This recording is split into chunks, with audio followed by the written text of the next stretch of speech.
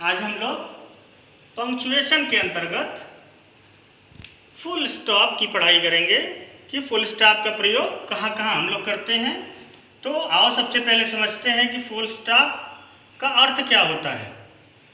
The full stop represents the greatest pause.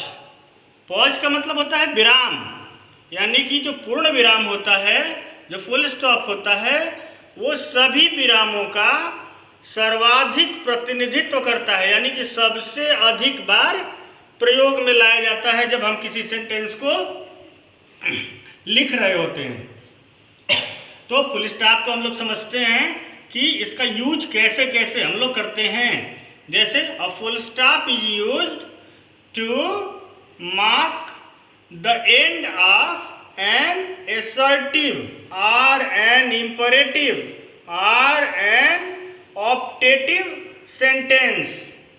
इसको उदाहरण से हम लोग समझते हैं। यहाँ बताया गया है कि जो फुल स्टॉप है वो assertive सेंटेंस जब पूरा हो जाता है, या imperative सेंटेंस जब पूरा हो जाता है, या optative सेंटेंस जब पूरा हो जाता है, तो वहाँ निश्चित रूप से फुल स्टॉप का प्रयोग किया जाता है। जैसे अगर कहा जाए कि Radha is a good girl, तो ये असर्टिव सेंटेंस है और इसके एंड में हम लोग फुल स्टॉप का प्रयोग करते हैं। जैसे come to the blackboard, तो ये इंपरेटिव सेंटेंस है और इसके एंड में हम लोग फुल स्टॉप का प्रयोग करते हैं। मे यू लिव लॉन्ग, ये ऑप्टेटिव सेंटेंस है और इसके अंत में हम लोग फुल स्टॉप का प्रयोग करते हैं। दूसरी बात, टू मार्क एब्रिविएशन, यानी कि किसी शब्द को जब संक्षिप्त करके हम लिखते हैं तो संक्षिप्त करने के लिए भी फुल स्टॉप का प्रयोग किया जाता है। जैसे बीए, जानते हो ना, बीए कोर्स होता है, bachelor of arts, master of arts, BEd, bachelor of arts. Doctor Das 400 BC, यानी ईसा पूर्व, जैसे अभी चल रहा है 2020 AD, यानी ईस्वी, या समय की बात हो 8 AM, 4 PM, 12 नून, इस तरीके की जब चीज़ें हों 1 PM, 9 AM, तो वहाँ पर हम लोग फुल स्टॉप का प्रयोग करते हैं। जैसे मान लो लिखना होगा स्कूल के लिए, स्कूल में एक हेडमास्टर होते हैं तो HM लिखते हैं, उसको ऐसे HM लिखेंगे।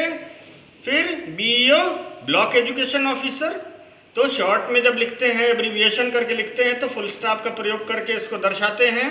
BSA बेसिक शिक्षा अधिकारी, SP superintendent of police, DM district magistrate, CMO chief medical officer, CDO chief development officer. तो ये सारी चीज़ें जब हम लिखते हैं एब्रिविएशन करके, तब भी हम फुल स्टॉप का प्रयोग करते हैं। एक बात यहाँ पर और ध्यान देने वाली है कि in current English Mr and Mrs, पुरुष के पहले मिस्टर और स्त्री के पहले मिसेज लगाते हैं ना हम लोग, तो पहले के ज़माने में फुल स्टॉप का प्रयोग इसमें किया जाता था ओल्ड इंग्लिश में।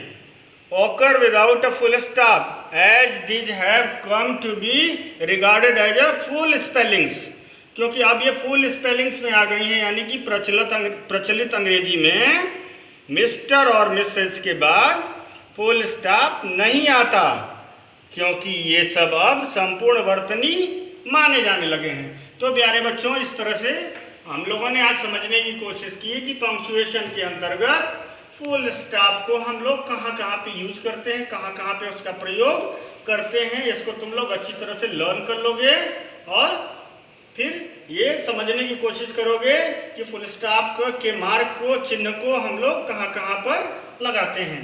Now thank you students.